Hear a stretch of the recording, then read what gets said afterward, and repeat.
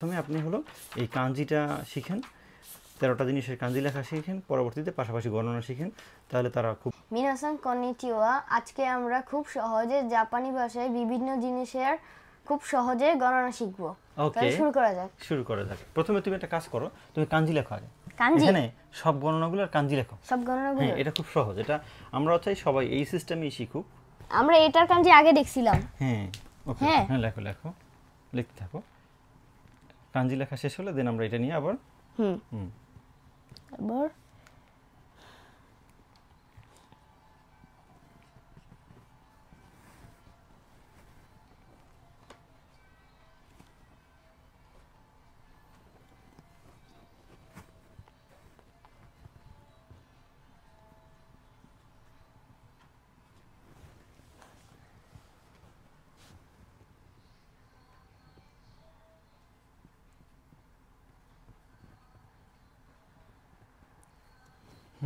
তারপরে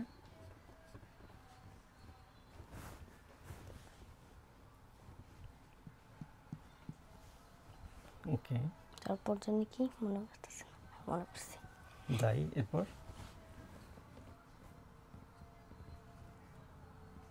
ওয়া। ওয়া। এরপরে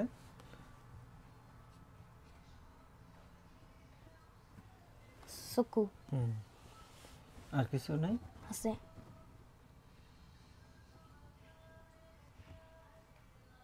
সাতসু। ওকে, সবগুলো হয়েছে কয়টা? 1 2 3 4 5 6 7 8 9 10 11 12 13টা। তার মানে আমরা আজকে 13টা গণনা শিখবো, যে কীভাবে 13টা জিনিসের বিভিন্ন জিনিস আছে জাপানি ভাষায় গণনা, তো এগুলো আমরা শিখবো, তাই না? তো এইটা কি বলো প্রথমে? এটা আমি এখানে আগে এটা লিখি তারপর বলতেছি। হ্যাঁ, বলো।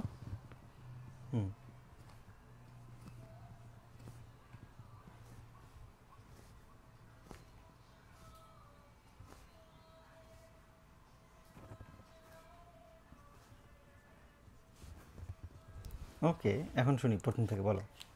1日 2分 3時 4人 5つ হ্যাঁ, 6枚 রকমাই 7個 আঙ্গুলি দেখো।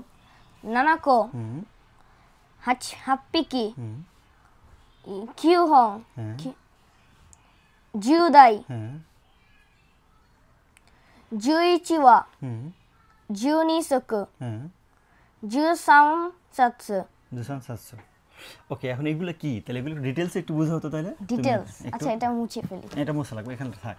তুমি যেগুলো শিখাইলা এখন একটু ডিটেলসে বুঝাও এখানে। ডিটেলসে হ্যাঁ, 1つ2つএগুলো দিয়ে হ্যাঁ। যেমন ফলমূল, কাপ, টেবিল এগুলো গণনা করা হয়। ওকে, তারপর 1個 2個 হ্যাঁ এগুলো দিয়ে চকলেট, বল, ইরেজার এগুলো গণনা করা হয়। হ্যাঁ, ওকে। তারপর মাই দিয়ে হ্যাঁ 1枚 2枚এটা দিয়ে টাকা, কাগজ, জামা কাপড় এগুলা গণনা করা হয়। হ্যাঁ, তারপর 1冊 2冊এগুলো দিয়ে বই খাতা, নোট এগুলো।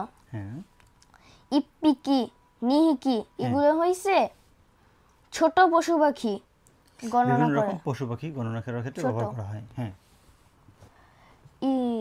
হিতরি, ফুতারি এগুলো দিয়ে মানুষ গণনা করা হয়। মানে নিন দিয়ে বোঝায়, নিন, তাই না? নিন নিন। নিন দিয়ে মানুষ গণনা করা হয়। ওকে,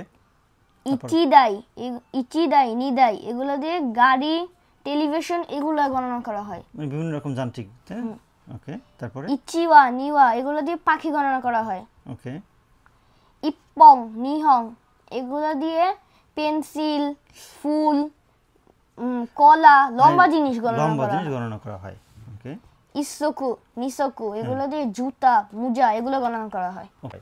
তো আমরা কিন্তু খুব সহজে চাইলে এই যে 13টা জিনিস দেখলেন, 13টা জিনিসের কাঞ্জিটা যদি আপনি মুখস্থ করতে পারেন, তাহলে আপনার যত রকম গণনাতে আপনি কোথাও এই কাঞ্জিতে আটকাবেন না এবং গণনাতে আপনি আটকাবেন না। এই জন্য প্রথমে আপনি হলো এই কাঞ্জিটা শিখেন, 13টা জিনিসের কাঞ্জি লেখা শিখেন, পরবর্তীতে পাশাপাশি গণনা শিখেন, তাহলে তারা খুব ভালোভাবে শিখতে পারবেন। যারা এখন থেকে N5 শিখতেছেন তারা প্রথমে এই 13টা জিনিসের কাঞ্জি একসাথে শিখবেন, এরপরে আপনারা এই গণনাটা শিখেন, খুব ইজিলি শিখতে পারবেন।